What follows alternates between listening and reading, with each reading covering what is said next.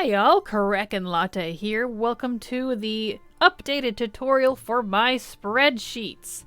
That's right, I have spreadsheets with various kinds of information and things that you can use. So this is going to be a new tutorial slash tour of the spreadsheets and everything that it's all about. So here is the opening page. It's a lot cleaner than the previous one, so I've got links here for you to the various things, and let's read what this says here for you. So, here you will find various sheets containing my personal character roster, written versions of my leveling guides, my collected zone data, and much more. To create a copy for yourself, go to File, and make a copy. After you have a copy of your own sheets, you can edit to your heart's desire. Please note that we will be updating the zone data here as well as the guides as things change. So please check back regularly for updates. So simple as that. That's the little intro. So the character roster. This has been updated to reflect a few new things and has been updated currently for Dragonflight. As you can see here, the drop downs, we now have the Evoker class added. In the races, we also have Drakthir down here at the bottom, which has been added. The body type, this was gender previously, it is now labeled as body type, since that's what it is in game. We've left it as male and female though, instead of one or two, just so it's a little more clear, because that could be kind of ambiguous in the game. And so everything else is pretty much the same. A few tweaks on colors. We've made the text more visible. It was a little thin on the previous one, and I have changed the background for you to match mine. I had some questions about that. Oh, and I added a spec row. So that's the new stuff. Let's take a run through, since this is also a tutorial, to show you what everything is. So on the very left here for the character roster, we have the account number. You can have up to 8 accounts per BattleNet account. That's 8 WoW per BattleNet. So if you have more than one, this is going to label that for you. You have the faction column. You just type in an A or an H for Alliance or Horde, depending on what they are, and it will, auto color that for you. We also have the levels. This is currently still only capped at 60.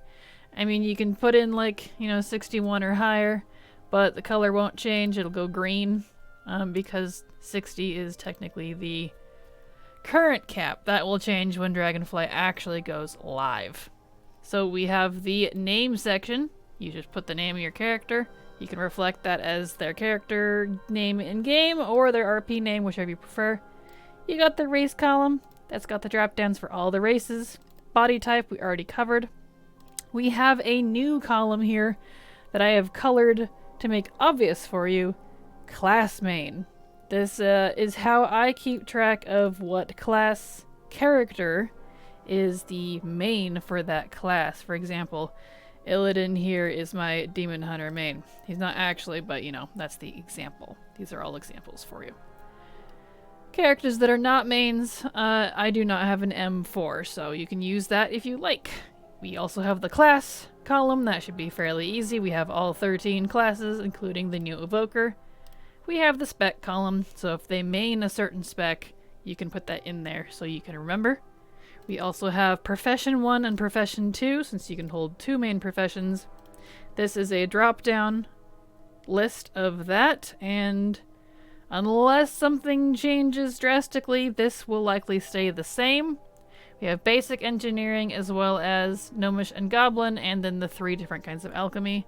Because currently, as far as I understand, the Dragonflight specializations are specific to the Dragonflight expansion and will not override the old ones, and can be all learned by a single character. So there's no reason to really keep track of that beyond your initial stuff here.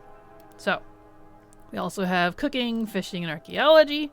Just put a little X in for whoever has that if you want. We have the Covenants. The Shadowlands Covenants. You can pick the Covenant they are part of, or you can hit all if you want to do that, because my characters, my main ones are technically all. I don't really adhere to a specific one.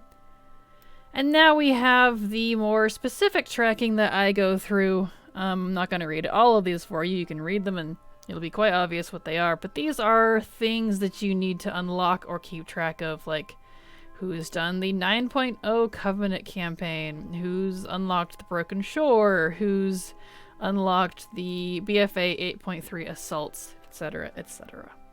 The artifacts, you'll notice, these are from Legion. They have a 3 of 3, 4 of 4, or 2 of 2, depending on your class. And that will color for you when you have it complete. So these are the examples. That is the lovely character roster. Now we have the guides. Let's take a look at the leveling guides. I have cleaned these up a lot. I was not the original writer for them.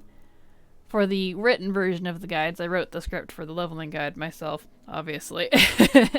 These were written by Canary, but I have redone them myself now since I have had time to. Did not have time at the time, and I have made these a lot more visually appealing and a lot easier to read and follow along. We've got the Horde and the Alliance and the 50 to 60, which is neutral for both factions. So those should be a lot easier to read, and I will be following the same format when I update these in the future for, well, future leveling guides, because these will change next expansion. These will change. New to the sheets here, we have the artifact skins tracking. I have added this to my own list recently because my class mains that I mentioned in the character roster are also the ones who are going to be collecting all of the artifact skins, because there are a lot of different skins and they're each for each class and each spec. You learn one for one spec, however, and you will learn that same skin for all specs of your class if you have all 3 or 2 or 4, depending on your class, artifacts unlocked. There's no like little checkboxy thing for you here. You simply just color it, black it out, whatever you want to do. I turn them gray and italicize so that I know that they are complete. But you can do whatever you want there for your whatever's easiest for you. But this gives their location, their class, like we have class hall A, class hall B, balance power, honor level, mage tower. Note that the mage tower skins are no longer available, but if you do have those, you can still unlock the rest of the skins for them if you haven't already. So there's that. And yeah, so it's there for each class, and you can just mark those off as you learn them, so those have been handy. And here we have Shadowlands Covenant transmog checklist. This fancy thing is new as well, and this is from Canary. Canary had added this for me. I have been using it recently, and it's quite nice. All this is to help you track all of the Covenant transmog, and, you know, if you've gotten it or not, because I don't know if you noticed, but there's a lot. There's a lot.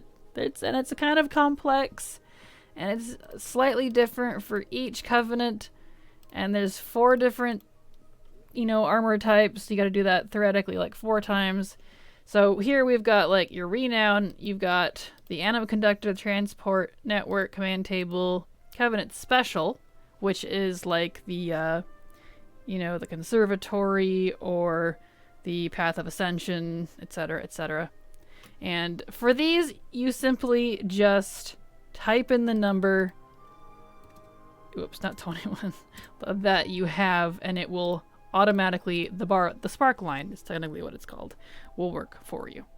So, same goes for the transmog, now which is, you know, mainly what this tracks. You need these Renown, Transport Network, Anima Conductor. You don't really need the command table, but if you want it, it's there. And the Covenant Special. You need those 3 mainly to be able to collect the rest of it for most of the sets. So that's why they're there. So we've got all the different sources of the different Covenant gear, including the Korthia stuff, because that is still Covenant related.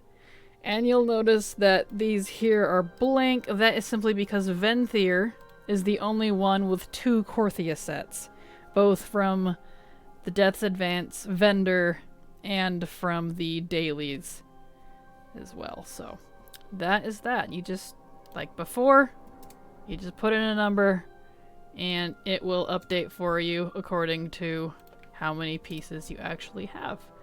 So if you have all 9, congrats. Depending on how many pieces are in this set. I know Canary went through and checked every single one and made sure that all of the pieces are correct, but either way, that's how you track that. So this is super handy, even though it's quite complex.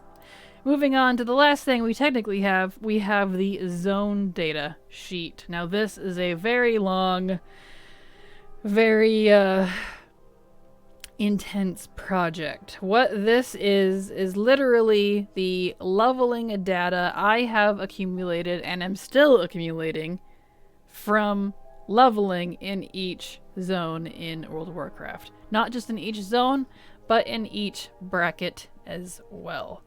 So, we'll just do a quick run through of what this is. We have the faction on the left. Some zones are alliance only, some zones are horde only. Some zones are neutral. That means both factions can do them, and you will get the exact same results. But there are 2 more categories. There's contested alliance and contested horde. A contested zone simply means both factions can do them, but I have that separate from neutral in this case because this means in the contested, technically neutral zones are contested too, but this is how I can differentiate the data. Neutral zone you will get exactly the same regardless of your faction. There are no faction differences. Now with the 2 contested, alliance and horde, both can do them, but there are differences. Even if you get like the same stuff, there's different quest covers, there's different lore, which can all affect time. It's all different. So that's all that means. And then of course we have the level requirement. That is the level you have to be in order to begin questing in that zone. So if you want to go quest in the Swamp of Sorrows, you have to be at least 15. You can't go there at 10, can't go there at 1, has to be 15. So that's that. And then we have the zone name. Obviously, you will notice that there's a few different colors here, but if you look, that is because the colored ones do not have complete data. Those are in progress. Yes, as of recording this, I am still going through all of these. It's a very long process. Very long process to collect all this data.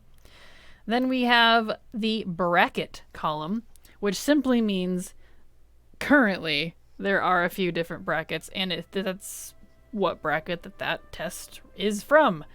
Like 10 to 30, 30 to 40, and 40 to 50 are the 3 main brackets, excluding 1 to 10. We also have 50 to 60, but that is currently not part of Chromie Time. And if you notice this note over here, this data does not include current content results. This is for Chromie Time only. When Shadowlands is added to Chromie Time after pre-patch 4 Dragonflight, that data will start being added. So brackets are important because if you go to a zone at 30, you're going to go get totally different results than you would if you were at 10. Ghostlands being the example here. So we have the range. As you can see here, from Ghostlands I went from 10 to 22 in the 10 to 30 range, and then 30 to 40 I went from 30 to 37. That's 12 levels, the gain column here, and 7 levels respectively. So you can see that even though it's the same zone and you do everything the same way, you're gonna get different results. Then we have the minutes column here. That is simply how long it took me to do the zone. Of course, this is variable. Everyone is going to have different times. I can't keep track of everyone's times, obviously, because no one is ever going to do the same times. That's just how it works. Everyone quests differently, but these times are according to my skill level, my understanding of the zones, and, etc., etc. So that is that. And then we have the score. I score the zones so that, for easy reference, I know which zones are more efficient than others. All the score is, if you click on it to look at it, it is the minutes divided by the level. That's all that is. So this means in the case of the 10 to 30 Ghostlands, it scores a 10.2, which simply means you will get one level every 10.2 minutes average. That's all that means. Of course, that doesn't work out perfectly, but that is approximately what it adds up to. So that's the score column. Super simple. And you'll notice, of course, there are green and orange colored ones as well. Green fits within my really good parameters. What those parameters are doesn't matter. You don't need to worry about that because it's super mathy techy and based on some confusing stuff that I'm not going to bother explaining to you because we'd be here all day. Just know that if you see a green zone, that means for that level range, that's a really good zone.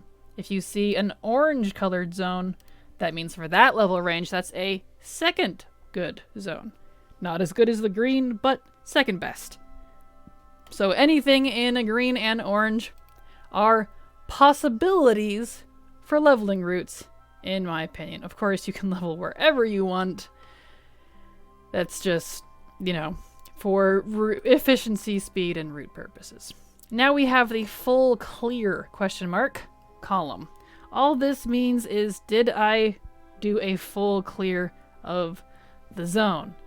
Hillsbrad, which you may have seen in my Horde 1 to 50 guide, is a perfect example of this. So,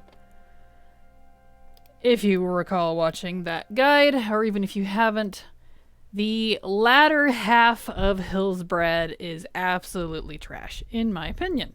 The quests slow down horribly, and you are more efficient and better off stopping at a certain point. Now, what that point is in these cases, I'm not going to bother going over because, it gets nitpicky. But I do show you in the guide, for at least in the case of Hillsbrad. And I don't do this very often. It's very rare when I don't complete a zone.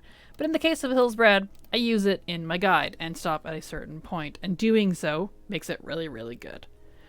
So that's what these little N's mean. That means no, I did not completely clear the zone to get these results. Whereas like this one, I did for that particular range because there's no N. And then we have the last one here, which is the patch column. I mean, it's not the last column, but it's the main last column, important one. And this has the patch, as per the name. The patch that I completed it in. You can see that I started all this data. Technically, I started in 9.0, but I had to restart in 9.1 because they did a lot more number crunching, because that was 9.0 was when the level squish officially took place, if you recall. And then they did a lot more tweaking, so I had to redo my data, which was kind of a pain. But 9.1, 925, 927, 915s are in there somewhere, etc., etc. That's just for sake of information, that's when that data was gathered, because things will change. Some of this will change next expansion as well, and I will have not updated stuff for all of them, but just the zones of my choosing. And then, of course, the actual final column here are the notes column, which there's not very many notes to keep track of, but, important things like no flying. You can't fly in Blood Mist no matter what. You can't fly in the Ghostlands no matter what. Some of these are racial zones, so you can only quest in certain areas. Like Eversong Woods, anyone can quest there, but if you want to do Sunstrider and Eversong, those results are for Blood Elves, or like Sunstriders, Blood Elf only, etc., etc. So, that is that. That is the zone data list. If it looks confusing to you and it isn't going to help you, don't worry about it. It's there for the mathy techie people. And you may also see, as a note to address it here, a temp data list. Don't worry about this. This simply means those are the same zones here that you see colored that are in progress. This is just for me to keep track, and you can see what I'm working on live, in a way. because I update this as I work on it and delete zones and insert the information here as I complete them. So, okay, so I think I have rambled on long enough. That is my lovely, lovely spreadsheets. And I will put the link to this tutorial as soon as it upload here on the spreadsheet so that you can see it.